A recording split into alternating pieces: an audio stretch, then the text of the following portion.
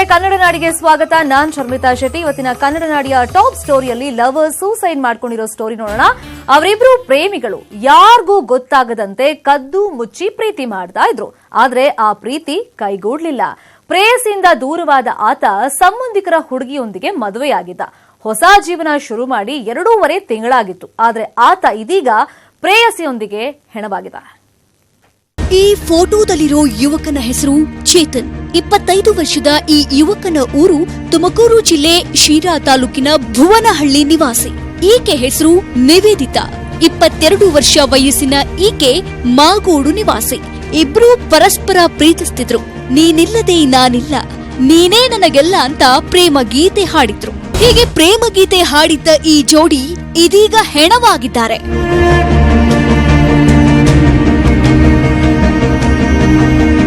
ನಿಜಕ್ಕೂ ಇದು ದುರಂತ ಪ್ರೇಮ ಕಥೆ. ಚೇತನ್ ಹಾಗೂ ನಿವೇದಿತಾ ಪರಸ್ಪರ ಪ್ರೀತಿಸ್ತಿದ್ರು. ಆದ್ರೆ ಈ ವಿಚಾರವನ್ನ ಇಬ್ರು ಯಾರ ಬಳಿಯೂ ಹೇಳ್ಕೊಂಡಿರ್ಲಿಲ್ಲ, ಮನೆಯಲ್ಲೂ ತಿಳಿಸಿರ್ಲಿಲ್ಲ. ಕಳೆದ 2.5 ತಿಂಗಳ ಹಿಂದೆ ಚೇತನ್ಗೆ ಸಂಬಂಧಿ ಹುಡುಗಿಯೊಂದಿಗೆ ಮದುವೆಯಾಗಿತ್ತು.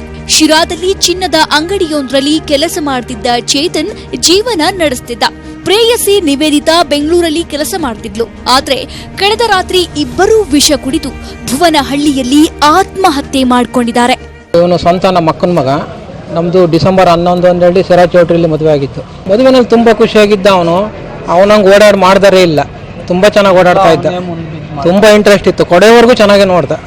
ನಮ್ಮ ಸಾವಿಗೆ ನಾವೇ ಕಾರಣ ಅಂತ ಪ್ರೇಮಿಗಳು ಆತ್ಮಹತ್ಯೆಗೂ ಮುನ್ನ ಡೆತ್ ನೋಟ್ ಬರೆದಿಟ್ಟಿದ್ದಾರೆ. ಕಳೆದ ರಾತ್ರಿ ಬೆಂಗಳೂರಿಂದ ಚೇತನ್ ಊರಿಗೆ ಬಂದಿದ್ದ ನಿವೇದಿತಾ ಆತ್ಮಹತ್ಯೆ ಮಾಡಿಕೊಳ್ಳಲೆಂದು ಬಂದ ಜಾಗದಲ್ಲೇ ಚೇತನ್ ಜೊತೆ ಮದುವೆಯಾಗಿದ್ದಾಳೆ. ಮೃತದೇಹದ ಮೇಲೆ ಹೊಸ ತಾಳಿ, ಕಾಲುಂಗುರ ಪತ್ತೆಯಾಗಿತ್ತು. ಅವರು ನಮ್ಮ ರಿಲೇಷನ್ ಆಗಬೇಕು, ಅವರು ನಮ್ಮ ಸಂಬಂಧನೇ ರಿಲೇಷನ್ ಆಗಬೇಕು. ಗೊತ್ತಿರಲಿಲ್ಲ. ನಿನ್ನೆ ಸಂಜೆ ಬಂದು 7 ಗಂಟೆ 8 ಗಂಟೆ ಟೈಮಲ್ಲಿ ಇಲ್ಲ, ಯಾರಿಗೂ ಗೊತ್ತಿಲ್ಲ, ಇಲ್ಲ ಯಾರ ಹತ್ರನೂ ಹೇಳಿಲ್ಲ. ಅವ್ರು ಹುಡುಗಿರು ಕಡೆಗೂ ಗೊತ್ತಿಲ್ಲ, ನಮಗೂ ಗೊತ್ತಿಲ್ಲ. ಹುಡುಗ ಚೆನ್ನಾಗಿದೆ, ಅವ್ನಿಗೇನು ಆ ಥರ ಏನಿಲ್ಲ. ಹೊಸ ಮದುವೆ ಆಯ್ತು, ಅವ್ರ ಜೊತೆ ಚೆನ್ನಾಗೇ ಇದ್ದ, ನಮ್ಮ ಜೊತೆನೂ ಚೆನ್ನಾಗಿದೆ, ಎಲ್ಲಾನು ಚೆನ್ನಾಗಿದ್ದ. ಆತ್ಮಹತ್ಯೆ ಸಂಬಂಧ ಶಿರಾ ಪೊಲೀಸ್ ಠಾಣೆಯಲ್ಲಿ ಪ್ರಕರಣ ದಾಖಲಾಗಿದೆ. ಶಿರಾ ಸಾರ್ವಜನಿಕ ಆಸ್ಪತ್ರೆಯಲ್ಲಿ ಇಬ್ಬರ ಮೃತದೇಹಗಳನ್ನ ಕಂಡ ಕುಟುಂಬಸ್ಥರ ರೋದನೆ ಮುಗಿಲು ಮುಟ್ಟಿತ್ತು. ವೈಚಲ್, ನ್ಯೂಸ್ 18 ಕನ್ನಡ, ತುಮಕೂರು. ರಾಜ್ಯದಲ್ಲಿ ಜೆಡಿಎಸ್ ಕಾಂಗ್ರೆಸ್ ಮೈತ್ರಿ ಸರ್ಕಾರವಿದೆ. ಸರ್ಕಾರ ರಚನೆ ಬಳಿಕವೂ ಲೋಕಸಭೆ, ವಿಧಾನಸಭೆ ಸೇರಿದಂತೆ ಕೆಲವೆಡೆ ಬಿಜೆಪಿಯನ್ನ ದೂರ ಇಟ್ಟು ಜೆಡಿಎಸ್ ಕಾಂಗ್ರೆಸ್ ಅಧಿಕಾರವನ್ನು ನಡೆಸ್ತಾ ಇವೆ. ಆದರೆ ಅರಮನೆ ನಗರಿ ಮೈಸೂರಲ್ಲಿ ಮಾತ್ರ ಕಾಂಗ್ರೆಸ್ ಅನ್ನ ದೂರವಿಟ್ಟು ಕಮಲ, ತೆನೆ ಪಕ್ಷಗಳು ಸಿದ್ದರಾಮಯ್ಯಗೆ ತಿರುಗೇಟು ಕೊಟ್ಟು ಒಂದೇ ಕಲ್ಲಿಗೆ 2 ಹಕ್ಕಿ ಹೊಡೆದಿದ್ದಾರೆ.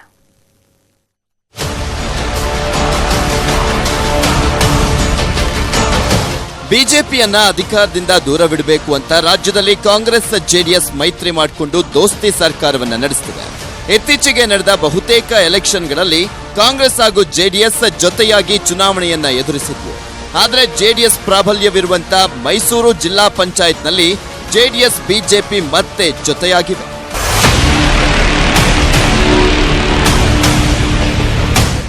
ಮತ್ತೆ ಅಧಿಕಾರಕ್ಕಾಗಿ ಒಂದಾದ ಜೆಡಿಎಸ್ ಬಿಜೆಪಿ. ಜಿಲ್ಲಾ ಪಂಚಾಯಿತಿ ಅಧ್ಯಕ್ಷ ಸ್ಥಾನಕ್ಕಾಗಿ ಕೈಕೊಟ್ಟ ದಳಪತಿಗಳು. ಎಸ್, ಕಾಂಗ್ರೆಸ್ ಜೊತೆ ಹೋದ್ರೆ ಜಿಲ್ಲಾ ಪಂಚಾಯತ್ ಅಧ್ಯಕ್ಷ ಸ್ಥಾನ ಬಿಟ್ಟು ಕೊಡಬೇಕಾಗುತ್ತೆ ಅಂತ ಮಾಸ್ಟರ್ ಪ್ಲಾನ್ ಮಾಡಿರುವಂತ ಜೆಡಿಎಸ್ ಮತ್ತೆ ಅಧಿಕಾರಕ್ಕಾಗಿ ಬಿಜೆಪಿ ಜೊತೆ ಸೇರಿದೆ. ಒಟ್ಟು 49 ಸ್ಥಾನವಿರುವಂತ ಮೈಸೂರು ಜಿಲ್ಲಾ ಪಂಚಾಯಿತಿಯಲ್ಲಿ 21 ಸ್ಥಾನ ಜೆಡಿಎಸ್, 20 ಸ್ಥಾನವನ್ನ ಕಾಂಗ್ರೆಸ್, 8 ಸ್ಥಾನವನ್ನ ಬಿಜೆಪಿ ಪಡೆದಿದೆ. ಈ ಮುನ್ನ ಜಿಲ್ಲಾ ಪಂಚಾಯತ್ನಲ್ಲಿ ಅಧಿಕಾರ ಹಂಚಿಕೆ ವೇಳೆ ಕಾಂಗ್ರೆಸ್ ಅಧ್ಯಕ್ಷ ಸ್ಥಾನಕ್ಕೆ ಪಟ್ಟು ಹಿಡಿದಿದ್ದರಿಂದ ಜೆಡಿಎಸ್ 8 ಸ್ಥಾನ ಗೆದ್ದಿದ್ದ ಬಿಜೆಪಿಗೆ ಉಪಾಧ್ಯಕ್ಷ ಸ್ಥಾನವನ್ನ ನೀಡಿ ಮೈತ್ರಿ ಆಡಳಿತವನ್ನ ಆರಂಭಿಸಿತ್ತು. ನಾಳೆ ಮತ್ತೆ ಅಧ್ಯಕ್ಷ, ಉಪಾಧ್ಯಕ್ಷ ಸ್ಥಾನಕ್ಕೆ ಚುನಾವಣೆ ನಡೀತಿದ್ದು ಜೆಡಿಎಸ್ ಕಾಂಗ್ರೆಸ್ ಮತ್ತೆ ಮೈತ್ರಿಯನ್ನ ಮುಂದುವರಿಸುತ್ತಿದ್ದಾರೆ. ಈಗಾಗಲೇ ಹಿಂದೆನೇ ಮಾತು ಕೊಟ್ಟಿರೋದ್ರಿಂದ ನಮ್ಮಲ್ಲಿ ಅಭ್ಯರ್ಥಿ ಯಾರಾಗಬೇಕು, ಅವರಲ್ಲಿ ಅಭ್ಯರ್ಥಿ, ಉಪಾಧ್ಯಕ್ಷ ಅಭ್ಯರ್ಥಿ ಯಾರಾಗಬೇಕು ಅಂತ ಹೇಳಿ 3.25 ವರ್ಷ ಎಲ್ಲ ತೀರ್ಮಾನ ಆಗಿದೆ. ಅದರಿಂದ ಈ ಸಂದರ್ಭದಲ್ಲಿ ಬದಲಾವಣೆ ಪ್ರಶ್ನೆ ಇಲ್ಲ ಅಂತ ಹೇಳಿ ನಾವು ನಮ್ಮ ನಾಯಕರುಗಳಿಗೂ ಮನವಿ ಮಾಡಿದ್ದೀವಿ. ಸಾರಾ ಮಹೇಶ್ ಅವ್ರ ಜೊತೆ ದಿನೇಶ್ ಗುಂಡೂರಾವ್ ಮಾತಾಡಿದ್ರನ್ನ ನಾನು ಅವ್ರಿಗೆ ಹೇಳ್ಬಿಟ್ಟಿದ್ದೀನಿ ಸ್ಪಷ್ಟವಾಗಿ. ನಮ್ಮವರು 5 ವರ್ಷ ತೀರ್ಮಾನ ಮಾಡ್ಕೊಂಡಿದ್ದಾರೆ. ಅದರಂತೆ ನಮ್ಮ ಜಿಲ್ಲಾ ಪಂಚಾಯಿತಿ ನಡೆಯುತ್ತೆ ಅಂತಕ್ಕಂಥದ್ದು ಹೇಳಿದ್ದೀನಿ ಅಂತೇಳಿ ಸಾರಾ ಮಹೇಶ್ವರು ನಿನ್ನೆ ಮೀಟಿಂಗಲ್ಲಿ ಹೇಳಿದ್ರು. ಜಿಲ್ಲಾ ಪಂಚಾಯತ್ ನಡೆದಂಥ ಚುನಾವಣೆ ಬೆನ್ನಲ್ಲೇ ಇಬ್ಬರು ಸೇರಿ ಮೈತ್ರಿ ಸರ್ಕಾರವನ್ನು ಮಾಡಿದ್ದೀವಿ. ನೆಕ್ಸ್ಟು ಅವರಿಗೂ ಕೂಡ 30 ತಿಂಗಳ ನಂತರ ಬಿಟ್ಕೊಡ್ಬೇಕು ಅಂತೇಳಿ ಹೇಳಿ ನಮ್ಮಲ್ಲಿ ಚಿಂತನೆ ನಡೆದಿತ್ತು. ಈಗ ಬೇರೊಬ್ಬರನ್ನ ಮಾಡ್ತೀವಿ. ಯಥಾಸ್ಥಿತಿ ಮುಂದುವರಿತಿದೆ ಹೊರತು ಇದೇನು ಹೊಸ ಮೈತ್ರಿ ಅಲ್ಲ. ಕಾಂಗ್ರೆಸ್ ಜೊತೆ ಅಧಿಕಾರ ಹಂಚಿಕೊಂಡಿದ್ರೆ ಬಲವಂತವಾಗಿ ಸಿದ್ದರಾಮಯ್ಯ ಮಾತು ಕೇಳಬೇಕಿತ್ತು ಅಂತ ಕಾಂಗ್ರೆಸ್ ಪಕ್ಷವನ್ನೇ ದೂರವಿಟ್ಟು ದಳಪತಿಗಳು ಸಿದ್ದರಾಮಯ್ಯಗೆ ಪರೋಕ್ಷವಾಗಿ ಟಾಂಗ್ ನೀಡುತ್ತಿದ್ದಾರೆ. ಆಪರೇಷನ್ ಕೈಗೆ ಹೆದರಿದ ಜೆಡಿಎಸ್ ಬಿಜೆಪಿ ಸದಸ್ಯರನ್ನ ಸೇಫ್ ಮಾಡಿಕೊಳ್ಳಲು ರೆಸಾರ್ಟ್ ರಾಜಕೀಯ. ಜೆಡಿಎಸ್ ಬಿಜೆಪಿ ಮತ್ತೆ ಒಂದಾಗ್ತಿದ್ದಂತೆ ಕಾಂಗ್ರೆಸ್ ನಾಯಕರು ಅಧಿಕಾರವನ್ನ ಹಿಡಿಯಲು ರಣತಂತ್ರವನ್ನ ರೂಪಿಸುತ್ತಿದ್ದಾರೆ. ಈ ಹಿನ್ನೆಲೆಯಲ್ಲಿ ಆಪರೇಷನ್ ಕಾಂಗ್ರೆಸ್ಗೆ ಹೆದರಿದ ಜೆಡಿಎಸ್ ಬಿಜೆಪಿ ನಾಯಕರು ಕುಶಾಲನಗರದ ಬಳಿಯ ರೆಸಾರ್ಟ್ಗೆ ತೆರಳಿದ್ದಾರೆ. 3 ಪಕ್ಷಗಳು ಸದಸ್ಯರಿಗೆ ವಿಪ್ ಜಾರಿ ಮಾಡಿದ್ದು ನಾಳಿನ ಚುನಾವಣೆ ಭಾರಿ ಕುತೂಹಲವನ್ನ ಮೂಡಿಸಿದೆ. ಮಧು ಜೊತೆ ಪುಟ್ಟಪ್ಪ, ನ್ಯೂಸ್ 18 ಕನ್ನಡ, ಮೈಸೂರು. ಮಂಡ್ಯ ರಾಜಕೀಯಕ್ಕೆ ಸುಮಲತಾ ಎಂಟ್ರಿ ಆಗ್ತಾ ಇದ್ದಂತೆ ದಿಲ್ಲಿ ರಾಜಕೀಯಕ್ಕಿಂತ ಜೋರಾಗಿದೆ ಹಳ್ಳಿ ರಾಜಕೀಯ. ಕಾಂಗ್ರೆಸ್ನಿಂದ ಸ್ಪರ್ಧಿಸೋಕೆ ಒಲವು ತೋರಿರೋ ಸುಮಲತಾ ಸ್ಪರ್ಧೆ ಜೆಡಿಎಸ್ ಪಾಳೆಯಕ್ಕೆ ಆತಂಕ ತಂದಿದೆ. ಲೋಕಸಮರಕ್ಕೂ ಮುನ್ನವೇ ಸುಮಲತಾ ಎಂಟ್ರಿ ವಿಚಾರ CM family versus Ambi family ಚುನಾವಣೆ ಎಂದೇ ಬಿಂಬಿತವಾಗ್ತಾ ಇದೆ.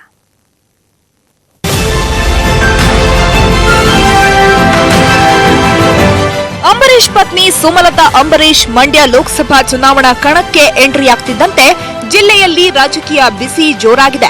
ಸ್ಪರ್ಧಿಸಿದ್ರೆ ಮಂಡ್ಯದಿಂದಲೇ ಅಂದಿರೋ ಸುಮಲತಾ ಸ್ಪರ್ಧೆ ಜೆಡಿಎಸ್ಗೆ ಒಳಗೊಳಗೆ ಆತಂಕ ತಂದಿದೆ. ನನಗೆ ರಾಜಕೀಯಕ್ಕೆ ಬರಬೇಕು ಅಂತ ನಾನು ಮಂಡ್ಯಕ್ಕೆ ಬರ್ತಾ ಇಲ್ಲ, ಮಂಡ್ಯಕ್ಕೆ ಬರಬೇಕು ಅಂತಾನೆ ನಾನು ರಾಜಕೀಯಕ್ಕೆ ಇಳಿತೀನಿ. ಮಂಡ್ಯ ಗೌಡ್ತಿ ಎಂಟ್ರಿಗೆ ಜೆಡಿಎಸ್ ಕಂಗಾಲು. ಕಾಂಗ್ರೆಸ್ನಿಂದ ಟಿಕೆಟ್ ಪಡೆಯಲಿ ಎಂದು ವ್ಯಂಗ್ಯ. ಕಾಂಗ್ರೆಸ್ ಪಕ್ಷನ ಗುರುತಿಸಿದ್ದಾರೆ, ಗುರುತಿಸಬೇಕು. ಅದೇ ರೀತಿ ನಾವು ಕಾಂಗ್ರೆಸ್ ಪಕ್ಷದಿಂದಾನೇ ಗುರುತಿಸ್ಕೋಬೇಕು ಅನ್ನೋ ಒಂದು ಭಾವನೆ ನಮ್ದು. ನಿನ್ನೆಯಷ್ಟೇ ಮಂಡ್ಯದಲ್ಲಿ ರಾಜಕೀಯ ಸ್ಪರ್ಧೆಗೆ ಮುನ್ನುಡಿ ಬರೆದಿದ್ದ ಸುಮಲತಾ ಮನೆ ದೇವರಿಗೆ ಪೂಜೆ ಸಲ್ಲಿಸಿ ಜಿಲ್ಲೆಯಲ್ಲಿ ಬಿರುಸಿನ ಚಟುವಟಿಕೆ ನಡೆಸಿದ್ರು. ಮಂಡ್ಯದಿಂದ ಸ್ಪರ್ಧೆ ಖಚಿತ, ಕಾಂಗ್ರೆಸ್ಗೆ ಮೊದಲ ಪ್ರಾಶಸ್ತ್ಯ ಅಂತ ಹೇಳಿದ್ರು. ಸುಮಲತಾ ಅವರ ಈ ಮಾತಿಗೆ ಜೆಡಿಎಸ್ನ ಸಚಿವ ಸಿಎಸ್ ಪುಟ್ಟರಾಜು ವ್ಯಂಗ್ಯವಾಡಿದ್ದಾರೆ. ಮಂಡ್ಯ ನಮ್ಮ ಭದ್ರಕೋಟೆ, ಇಲ್ಲಿ ಬಿಜೆಪಿ ಗೆಲ್ಲಲ್ಲ. ಸುಮಲತಾ ಅವರು ಮೊದಲು ಕಾಂಗ್ರೆಸ್ನಿಂದ ಟಿಕೆಟ್ ಪಡ್ಕೊಳ್ಳಿ ಅಂತ ಲೇವಡಿ ಮಾಡಿದ್ರು. ಅವ್ರು ಸ್ಪರ್ಧೆ ಮಾಡ್ತೀವಿ ಅಂತ ಹೇಳಿದಾರೆ ನಿಮಗೆ? ಸ್ಪರ್ಧೆ ಮಾಡ್ತೀವಿ. ಕಾಂಗ್ರೆಸ್ ಇಂದ ಇನ್ನು ಟಿಕೆಟ್ ಕೇಳ್ತಾವ್ರು, ತೀರ್ಮಾನ ಮಾಡ್ತಾರೆ, ನಡೀಲಿದೆ ಯಾಕೆ?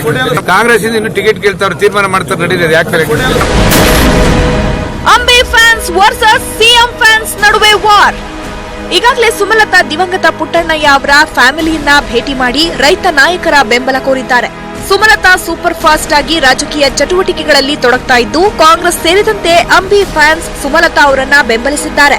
ಈ ನಡುವೆ ಸಾಮಾಜಿಕ ಜಾಲತಾಣ ಫೇಸ್ಬುಕ್ ಅಲ್ಲಿ CM fans versus Ambi fans ನಡುವೆ ಫೇಸ್ಬುಕ್ ವಾರ್ ಶುರುವಾಗಿದ್ದು, ರಾಜಕೀಯದ ಕಾವು ಮತ್ತಷ್ಟು ಹೆಚ್ಚಿದೆ.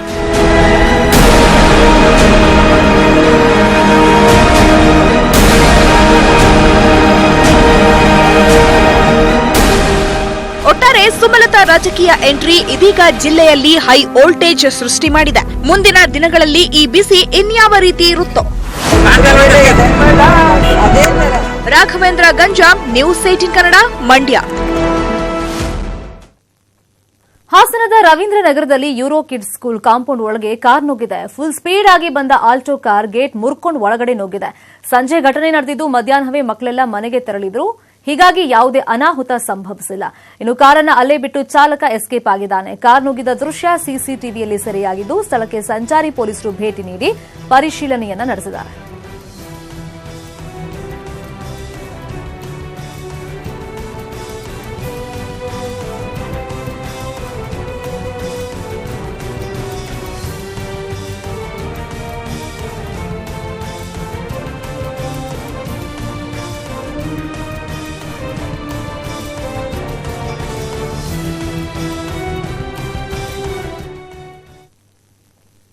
ಅವರು ತಂಪಾಡಿಗೆ ತಾವು ವಿದ್ಯಾಭ್ಯಾಸ ಮಾಡಿಕೊಂಡಿದ್ರೆ ಇವತ್ತು ಎಲ್ಲಾ ವಿದ್ಯಾರ್ಥಿಗಳ ರೀತಿ ಇರ್ತಾ ಇದ್ರು. ಆದ್ರೆ ಶೋಕಿಗೆ ಬಿದ್ದ ಅವರು ಸುಲಭವಾಗಿ ಹಣ ಮಾಡೋಕೆ ಅಡ್ಡದಾರಿ ಹಿಡಿದು ಇದೀಗ ಪೊಲೀಸರ ಅತಿಥಿಯಾಗಿದ್ದಾರೆ.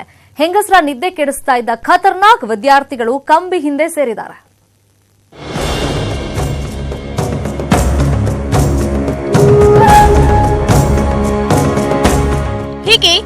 ಪೊಲೀಸರ ಅತಿಥಿಯಾಗಿರುವ ಇವರೆಲ್ಲ ಗದಗ ಜಿಲ್ಲೆಯ ಲಕ್ಷ್ಮೇಶ್ವರ ತಾಲೂಕಿನವರು. ದಾವಣಗೆರೆ ಜಿಲ್ಲೆಯ ಪ್ರತಿಷ್ಠಿತ ಕಾಲೇಜಲ್ಲಿ ಓದಲು ಬಂದಿದ್ರು. ಆದ್ರೆ ಓದೋ ಕೆಲಸ ಬಿಟ್ಟು ಮಾಡಬಾರದ ಕೆಲಸ ಮಾಡಿ ಇದೀಗ ಪೊಲೀಸರ ಅತಿಥಿಯಾಗಿದ್ದಾರೆ. ಸರಗಳ್ಳತನಕ್ಕೆ ಇಳಿದಿದ್ದ ಕಾಲೇಜು ವಿದ್ಯಾರ್ಥಿಗಳು. ಶೋಕಿಗಾಗಿ ಕಳ್ಳತನ ಮಾಡ್ತಿದ್ದವರು ಅಂದರ್. ಪಿಯುಸಿ ಡಿಗ್ರಿ ಓದ್ತಿದ್ದ ಇವರು ಹಣ ಮಾಡಲು ಹಿಡಿದಿದ್ದು ಅಡ್ಡದಾರಿ. ಸರಗಳ್ಳತನಕ್ಕಿಳಿದಿದ್ದ ಇವರು ಕದ್ದ ಸರ ಮಾರಿ ಆ ದುಡ್ಡಿಂದ ಬೈಕ್ ತಗೊಂಡಿದ್ರು. ಅದೇ ಪಲ್ಸರ್ ಬೈಕ್ ಬಳಸಿ ಮತ್ತೆ ಸರಗಳ್ಳತನಕ್ಕೆ ಇಳಿದಿದ್ರು. ಸರಗಳ್ಳತನದಿಂದ ಬಂದ ಹಣದಿಂದ ಶೋಕಿ ಜೀವನ ಮಾಡ್ತಿದ್ರು. ಹಾವೇರಿ ಜಿಲ್ಲೆಯ ರಾಣೆಬೆನ್ನೂರು, ದಾವಣಗೆರೆಯ ವಿದ್ಯಾನಗರ ಸೇರಿದಂತೆ 4 ಕಡೆ ಸರಗಳ್ಳತನ ಮಾಡಿ ಇದೀಗ ಪೊಲೀಸರ ಅತಿಥಿಯಾಗಿದ್ದಾರೆ. ಸ್ನ್ಯಾಚಿಂಗ್ ಸಂಬಂಧ ನಮ್ಮ ಒಂದು ತಂಡ ರಚನೆ ಮಾಡಿದ್ದು PSI ವಿದ್ಯಾನಗರ ಪ್ರಸಾದ್ ಮತ್ತು ಅವರ ಸಿಬ್ಬಂದಿಗಳು, ಅವರ ತಂಡದವರು ಎಲ್ಲ ಸೇರಿಕೊಂಡು ಈ ಗದಗ ಜಿಲ್ಲೆಯವರು ಲಕ್ಷ್ಮೇಶ್ವರ ಗ್ರಾಮದ ತಾಲೂಕಿನವ್ರನ್ನ ಒಂದು 4 ಜನ ಅಕ್ಯೂಸ್ಗಳನ್ನ ನಾವು ಸೆಕ್ಯೂರ್ ಮಾಡಿದ್ದೀವಿ. ಸರಗಳ್ಳತನ ಮಾಡುತ್ತಿದ್ದ ವಿಶ್ವನಾಥ್, ಗಣೇಶ್, ಸೈಯದ್ ಸೇರಿದಂತೆ 4 ವಿದ್ಯಾರ್ಥಿಗಳನ್ನ ಪೊಲೀಸರು ಬಂಧಿಸಿದ್ದಾರೆ. ಬಂಧಿತರಿಂದ 3 ಬೈಕ್ ಹಾಗೂ 4.5 ಲಕ್ಷ ಮೌಲ್ಯದ ಚಿನ್ನಾಭರಣ ವಶಪಡಿಸಿಕೊಂಡಿದ್ದಾರೆ.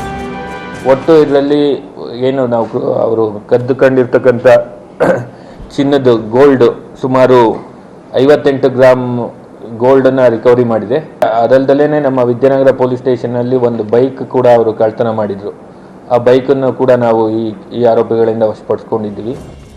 4 ಜನರು ಹಾಸ್ಟೆಲ್ನಲ್ಲಿ ಪರಿಚಯವಾಗಿದ್ದು ಶೋಕಿ ಮಾಡಲು ಹಣ ಬೇಕಾಗಿದ್ದರಿಂದ ಕಳ್ಳತನಕ್ಕಿಳಿದು ಪೊಲೀಸರ ಅತಿಥಿಯಾಗಿದ್ದಾರೆ. ಕ್ಯಾಮರಾಮನ್ ಸಂಜಯ್ ಜೊತೆ HPM ಕುಮಾರ್, ನ್ಯೂಸ್ 18 ಕನ್ನಡ, ದಾವಣಗೆರೆ. ಲೋಕೋಪಯೋಗಿ ಸಚಿವ ರೇವಣ್ಣ ತವರಲ್ಲೇ ಲೋಕೋಪಯೋಗಿ ಇಲಾಖೆ ಕಚೇರಿ ಜಪ್ತಿಯಾಗಿದೆ. ಇದರಿಂದ ರೇವಣ್ಣಗೆ ತೀವ್ರ ಮುಜುಗರ ಉಂಟಾಗಿದೆ. ಕಾಲೇಜ್ಗಾಗಿ ತಮ್ಮ ಕೃಷಿ ಭೂಮಿ ನೀಡಿದ್ದ ರೈತರಿಗೆ PWD ಇಲಾಖೆ ಇನ್ನೂ ಪರಿಹಾರ ನೀಡಿರಲಿಲ್ಲ. 2 ವರ್ಷಗಳ ಹಿಂದೆ ರೈತರಿಗೆ ಕೋರ್ಟ್ ಪರಿಹಾರ ಹಣ ನೀಡುವಂತೆ ಆದೇಶ ನೀಡಿದ್ರೂ ಇಲಾಖೆ ಕ್ಯಾರೆ ಅಂದಿರಲಿಲ್ಲ. ಮಂಗಳಪುರ ಹಾಗೂ ತಿರುಮಲಪುರದ ರೈತರು ಮತ್ತೆ ಕೋರ್ಟ್ ಮೊರೆ ಹೋಗಿದ್ರು. ಹೀಗಾಗಿ ಇವತ್ತು ಹೊಳೆ ನರಸೀಪುರ JMFC ಕೋರ್ಟ್ ಕಚೇರಿ ಜಪ್ತಿಗೆ ಆದೇಶವನ್ನು ನೀಡಿತು. ಆದೇಶದ ಮೇರೆಗೆ ಹಾಸನದ RC ರಸ್ತೆಯಲ್ಲಿರುವಂತಹ ಲೋಕೋಪಯೋಗಿ ಇಲಾಖೆ ಕಚೇರಿ ಜಪ್ತಿ ಮಾಡಿ ಪೀಠೋಪಕರಣವನ್ನು ವಶಕ್ಕೆ ಪಡೆಯಲಾಗಿದೆ. ವರ್ಷ ಆಗಿವೆ, ನಮಗೆ ದುಡ್ಡು ಕೊಟ್ಟಿಲ್ಲ. ಈಗ 2 ವರ್ಷ ಆಗಿವೆ ಅಪ್ರೂವಲ್ ಆಗಿ, ಆ ದುಡ್ಡು ನಮಗೆ ತರಿಸ್ಕೊಟ್ಟಿಲ್ಲ ಸರ್. ನಾವೆಲ್ಲ ಸಾಲ ಮಾಡ್ಕೊಂಡು ಕುಂತಿದ್ದೀವಿ. ಎಲ್ಲ ಚೆಕ್ಕಲ್ಲಿ ಎಲ್ಲ ಬೋನಸ್ ಆಗಿ ನಮ್ಮ ಮೇಲೆ ಅರೆಸ್ಟಿಗೆ ಗೊತ್ತಾಗದೆ. ಅದನ್ನು ಸರ್ ನಾವು ಇಲ್ಲೂ ಗಂಟ ನೋಡಿದೆವು. ನಾವು ಲಾಯರಿಗೆ 2 ವರ್ಷ ಇವತ್ತು ನಾಳೆ ಅನ್ಕೊಂಡೆ ಬಂದರು. ಅಂದರೆ ಇವತ್ತು ಅವರು ಬನ್ನಿ ಇಲ್ಲಿ ಅಂತೇಳಿ ಕರ್ಕೊಬಂದರು. ಅದು ಸರ್ ಜಪ್ತಿಗೆ ಅಂತೇಳಿ ಮಾಡಿಸ್ತೇವೆ. ಬಳ್ಳಾರಿಯ ಹೂವಿನ ಹಡಗಲಿಯಲ್ಲಿ ಈ ವರ್ಷದ ಮೈಲಾರ ಲಿಂಗೇಶ್ವರ ಕಾರ್ಣಿಕ ನುಡಿದಿದ್ದಾರೆ. ಈ ವರ್ಷದ ಕಬ್ಬಿಣದ ಸರಪಳಿ ಹರಿತಲೇ ಪರಾಕ್ ಅಂತ ರಾಮಣ್ಣ ಗೊರವಯ್ಯ ಕಾರ್ಣಿಕವನ್ನು ನುಡಿದ್ರು. ಈ ಬಾರಿ ರಾಜ್ಯದಲ್ಲಿ ಉತ್ತಮ ಮಳೆ ಬೆಳೆಯಾಗಲಿದೆ, ಜನ ನೆಮ್ಮದಿಯಿಂದ ಇರ್ತಾರೆ, ಜೊತೆಗೆ ರಾಜಕೀಯದಲ್ಲಿ ಬದಲಾವಣೆ ಆಗುತ್ತೆ ಅಂತ ರಾಮಣ್ಣ ಗೊರವಯ್ಯ ಕಾರ್ಣಿಕ ನುಡಿದ್ರು. ಇನ್ನು ಕಾರ್ಣಿಕ ವಿಶ್ಲೇಷಣೆ ಮಾಡಿದ ಮೈಲಾರದ ಧರ್ಮದರ್ಶಿ ವೆಂಕಪ್ಪ ಒಡೆಯರ್ ರಾಜ್ಯದಲ್ಲಿ ಸಮ್ಮಿಶ್ರ ಸರ್ಕಾರ ಪತನವಾಗುತ್ತೆ ಅಂತ ಹೇಳಿದ್ರು. ಅಲ್ಲದೆ ಕೇಂದ್ರದಲ್ಲಿ ಯಾವುದೇ ಪಕ್ಷಕ್ಕೆ ಸ್ಪಷ್ಟ ಬಹುಮತ ಸಿಗುವುದಿಲ್ಲ, ಸಮ್ಮಿಶ್ರ ಸರ್ಕಾರ ಕೇಂದ್ರದಲ್ಲಿ ಅಧಿಕಾರ ಹಿಡಿಯಲಿದೆ ಅಂತ ಹೇಳಿದ್ರು.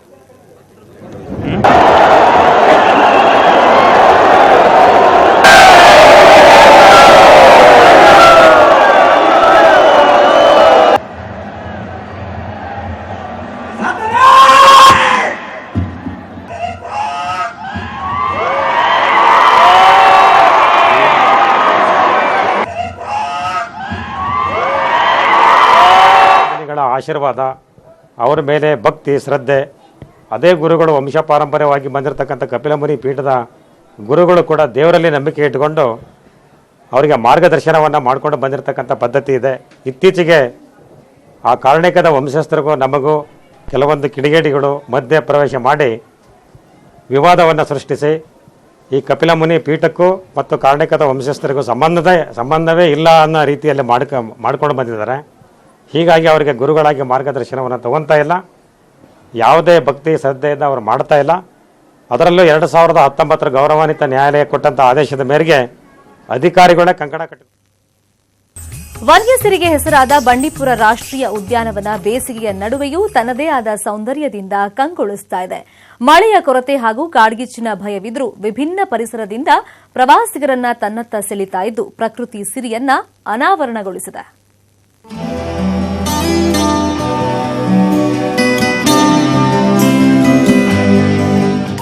ದಟ್ಟನೆಯ ಮಂಜು, ಚಿಗುರುತ್ತಿರುವ ಮರಗಿಡಗಳು, ಕೈಬೀಸಿ ಕರೆಯುತ್ತಿವೆ ಕಾಡು ಹೂಗಳು, ಸ್ವಚ್ಛಂದವಾಗಿ ಆಡ್ತಿರೋ ಪ್ರಾಣಿ ಪಕ್ಷಿಗಳು. ಈ ದೃಶ್ಯ ಕಂಡು ಬಂದಿದ್ದು ಚಾಮರಾಜನಗರದ ಬಂಡೀಪುರ ರಾಷ್ಟ್ರೀಯ ಉದ್ಯಾನವನದಲ್ಲಿ. ಬೇಸಿಗೆ ಕಾಲ ಬಂತು ಅಂದ್ರೆ ಸಾಕು, ಮರಗಿಡಗಳು ಒಣಗಿ ಕಾಡಿಗೆ ಕಾಡೇ ತನ್ನ ಸೌಂದರ್ಯವನ್ನು ಕಳೆದುಕೊಂಡು ಕುರೂಪಿಯಂತೆ ಕಾಣ್ತಿರುತ್ತದೆ. ಆದ್ರೆ ಬಂಡೀಪುರ ರಾಷ್ಟ್ರೀಯ ಉದ್ಯಾನವನ ಇದಕ್ಕೆ ವ್ಯತಿರಿಕ್ತವಾದ ವಾತಾವರಣ ಕಾಡ್ತಿದೆ.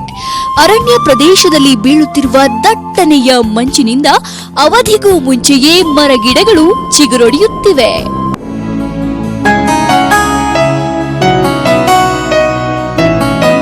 ಮರಗಿಡಗಳ ಎಲೆ ಉದುರಿ ಅವಧಿಗೂ ಮುಂಚೆಯೇ ಚಿಗುರುತ್ತಿವೆ. ಇದರಿಂದ ಕಾಡಿನ ಸೌಂದರ್ಯ ವಿಭಿನ್ನವಾಗಿ ಕಾಣುತ್ತಿದ್ದು ಪ್ರವಾಸಿಗರಿಗೆ ಮುದ ನೀಡುತ್ತಿದೆ. ಅದರಲ್ಲೂ ಕರ್ನಾಟಕ ಮತ್ತು ತಮಿಳುನಾಡನ್ನು ಬೇರ್ಪಡಿಸುವ ಮಾಯಾರ್ ಕಣಿವೆಯಂತೂ ರಮಣೀಯ ದೃಶ್ಯಗಳಿಂದ ಕಂಗೊಳಿಸುತ್ತಿದೆ. ನಾವು ಡಿಸೆಂಬರ್ ಎಂಡಿಗೆ ಬಂದಾಗ ಬಂಡೀಪುರದಲ್ಲಿ ನಾರ್ಮಲಿ ಎಲ್ಲೂ ಕೂಡ ಹಸಿರು ಕಾಣಲ್ಲ. ಈಗ ಫಸ್ಟ್ ಟೈಮ್ ನಾನು ನೋಡಿದಂಗೆ 2-3 ವರ್ಷದಿಂದ ಜನವರಿ ಆಯಿತು, ಫೆಬ್ರವರಿ 15 ಹತ್ರ ಬಂದರೂ ಕೂಡ ನಮಗೆ ಇನ್ನೂ ಕೂಡ ಗ್ರೀನರಿ ಇದೆ. ಸೊ ಇದರಿಂದಾಗಿ ಸಾರ್ವಜನಿಕರಿಗೆ, ಮುಖ್ಯವಾಗಿ ಪ್ರವಾಸಿಗರಿಗೆ ಕೂಡ ಸ್ವಲ್ಪ ಬಂಡೀಪುರದಲ್ಲಿ ಇನ್ನೂ ಗ್ರೀನರಿ ಇದೆ, ಬಂಡೀಪುರ ಇನ್ನೂ ಸ್ವಲ್ಪ ಹಸಿರಾಗಿ ಇದೆ ಅಂತ ಹೇಳುವಂಥದ್ದು ನಿಜ. ಬಟ್ ಹೆಚ್ಚಿನ ಫಾಗ್ ಬಿದ್ದಿರೋದು ಸ್ವಲ್ಪ ಎಲೆಗಳಿಗೆ ಮತ್ತು ಸಣ್ಣ ಕುರುಚಲು ಗಿಡಗಳಿಗೆ ಒಂದು ಹೆಚ್ಚಿನ ಒಂದು ತೇವಾಂಶ ಸಿಕ್ಕಿ ಅದು ಗ್ರೀನರಿ ಆಗುವಂಥ ನಿಜ. ಬೇಸಿಗೆಯ ತಾಪ, ಕಾಡ್ಗಿಚ್ಚಿನ ನಡುವೆ ಒಣಗಿದ ಮರಗಿಡಗಳು ಬಹುಬೇಗ ಚಿಗುರುವ ಮೂಲಕ ಬಂಡೀಪುರ ವಿಭಿನ್ನ ಸೌಂದರ್ಯದಿಂದ ಪ್ರವಾಸಿಗರನ್ನ ತನ್ನತ್ತ ಸೆಳೆಯುತ್ತದೆ. SM Nandish, news 18 Kannada, Chamarajanagar. ಅದು ಕಳ್ಳ ಕಾಕರಿಗೆ ಭಯ ಹುಟ್ಟಿಸೋ ಜಾಗ, ಪಾತಕಿಗಳ ಹೆಡೆಮುರಿ ಕಟ್ಟೋ ಸೌಧ. ಆದ್ರೆ ಇದೀಗ ಆ ಜಾಗ ಕಲರ್ಫುಲ್ ಆಗಿ ಕಂಗೊಳಿಸ್ತಾ ಇದೆ. ನಾಡಿನ ಸಂಸ್ಕೃತಿ, ಕಲೆಯನ್ನ ಅನಾವರಣಗೊಳಿಸಿರುವ ಆ ಚಿತ್ತಾಕರ್ಷಕ ಕಾರ್ಯ ಎಲ್ಲರ ಮೆಚ್ಚುಗೆಗೆ ಪಾತ್ರವಾಗಿದೆ.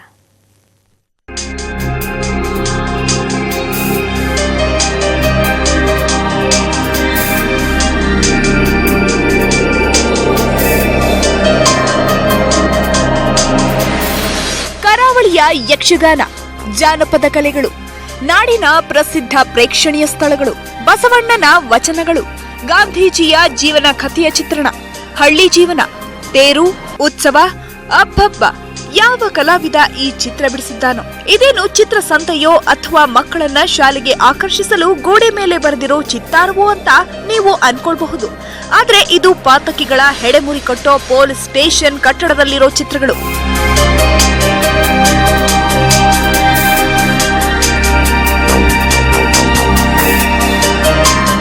ಉತ್ತರ ಕನ್ನಡ ಜಿಲ್ಲೆಯ ಅಂಕೋಲಾ ಪೊಲೀಸ್ ಠಾಣೆಯ ಆವರಣದಲ್ಲಿ ಕಂಡುಬಂದ ಚಿತ್ರಣವಿದು. ಪೊಲೀಸ್ ಠಾಣೆಯನ್ನ ಜನಸ್ನೇಹಿಯನ್ನಾಗಿಸಲು ಪೊಲೀಸ್ ಸಿಬ್ಬಂದಿ ಈ ರೀತಿ ಕಟ್ಟಡದ ಗೋಡೆಗಳ ಮೇಲೆ ವಿವಿಧ ಚಿತ್ರ ಬಿಡಿಸಿದ್ದಾರೆ. ಪೊಲೀಸ್ ಸ್ಟೇಷನ್ ಅಂದ್ರೆ ಹೆದರೋ ಜನರಿಂದ ಭಯವನ್ನ ಹೋಗಲಾಡಿಸಿ ಮುಕ್ತವಾಗಿ ಚರ್ಚಿಸಲು ಅವಕಾಶ ಮಾಡಿಕೊಟ್ಟಿದ್ದಾರೆ. ಏನು ಜನಸಾಮಾನ್ಯರ ಒಂದು ನಿಟ್ಟಿನಲ್ಲಿ ಬರುವಂತ ಈ ಕಾರ್ಯ ಏನಿರ್ತದೆಯೋ ಅದು ಎಲ್ಲ ಜನರಿಗೂ ತಲುಪುವಂಥದ್ದು, ಹಾಗೂ ಈ ಪೊಲೀಸ್ ಸ್ಟೇಷನ್ಗೆ ಬರುವಂತ ಈ ಒಂದು ಗೋಡೆ ಮೇಲೆ ಪ್ರದರ್ಶನವನ್ನ ತೋರಿಸ್ಲಿಕ್ಕೆ ಇಟ್ಟಂತಹ ಈ ಒಂದು ಚಿತ್ರೀಕರಣಗಳೇನಿದಾವೆಯೋ ಅದನ್ನೆಲ್ಲ ನೋಡಿಕೊಂಡು ಜನ ಒಂಥರ ವಿಶೇಷವಾಗಿ ಈ ಅಂಕೋಲಾ ಪೊಲೀಸ್ ಠಾಣೆಗೆ ಬಂದು ಹೋಗುವಂಥ ಕೆಲಸವನ್ನು ಮಾಡ್ತಾ ಇದ್ದಾರೆ. ಹಾಗೆ ಶಾಲೆಯ ಮಕ್ಕಳು ಕೂಡ ಈ ಒಂದು ಚಿತ್ರಣವನ್ನು ನೋಡಿ ತುಂಬ ಆನಂದವನ್ನು ಸವಿದಿದ್ದಾರೆ. ನಾಡಿನ ಹಿರಿಮೆ ಸಂಸ್ಕೃತಿಯನ್ನಷ್ಟೇ ಬಿಂಬಿಸದೆ ರಸ್ತೆ ನಿಯಮಗಳು, ದುಶ್ಚಟಗಳಿಂದಾಗುವ ಹಾನಿ, ಕಳ್ಳತನ ಪ್ರಕರಣದ ಕುರಿತು ವಹಿಸಬೇಕಾದ ಎಚ್ಚರಿಕೆ, ಪೊಲೀಸ್ ಇಲಾಖೆಯ ಹಿರಿಯ ಅಧಿಕಾರಿಗಳ ಕಚೇರಿಯ ವಿಳಾಸ, ದೂರವಾಣಿ ಸಂಖ್ಯೆಗಳ ಮಾಹಿತಿ ಎಲ್ಲವನ್ನೂ ಪೇಂಟಿಂಗ್ನಲ್ಲಿ ಒದಗಿಸಿದ್ದಾರೆ. ಸಿಬ್ಬಂದಿ ಹಾಗೂ ಅಧಿಕಾರಿಗಳ ಶ್ರಮದಿಂದ ಈ ಪೊಲೀಸ್ ಸ್ಟೇಷನ್ ಸಾಕಷ್ಟು ಬದಲಾವಣೆ ಕಂಡಿದೆ. ಕಲೆ ಸಂಸ್ಕೃತಿಗಳ ಬೀಡನ್ನ ಮಾಡಿ ಇಡೀ ಒಂದು ಅಂಕೋಲೆಯ ಪೊಲೀಸ್ ಸ್ಟೇಷನ್ನ ಅತಿ ಸುಂದರವಾಗಿ ಮಾಡಿದಂಥ ನಮ್ಮ ಪೊಲೀಸ್ ಅಧಿಕಾರಿಗಳಾದಂಥ CPI ಇರಾದ ಪ್ರಮೋದ್ ಕುಮಾರ್ ಅವರು ಹಾಗೂ ನಮ್ಮ PSI ಇರಾದಂಥ ಶ್ರೀಧರ್ ಅವರಿಗೆ ನಾವು ನಿಜವಾಗಿ ಅವರಿಗೆ ಅಭಿನಂದನೆಯನ್ನ ಸಲ್ಲಿಸಬೇಕು. ಅದರ ಜೊತೆಗೆ ಸಿಬ್ಬಂದಿ ವರ್ಗದವರು ಸಹ ಬಹಳ ಚೆನ್ನಾಗಿ ಕೆಲಸ ಮಾಡಿದ್ದಾರೆ. ಸಿಪಿಐಬಿ ಪ್ರಮೋದ್ ಕುಮಾರ್ ಹಾಗೂ ಪಿಎಸ್ಐ ಶ್ರೀಧರ್ ರವರ ಕಾರ್ಯಕ್ಕೆ ಶ್ಲಾಘನೆ ವ್ಯಕ್ತವಾಗಿದೆ. ಕರ್ತವ್ಯದ ಒತ್ತಡದ ನಡುವೆಯೂ ಇಂತಹ ಕಾರ್ಯಗಳಿಂದ ಮಾದರಿ ಠಾಣೆಯಾಗಿದೆ ಅಂಕೋಲಾ ಸ್ಟೇಷನ್.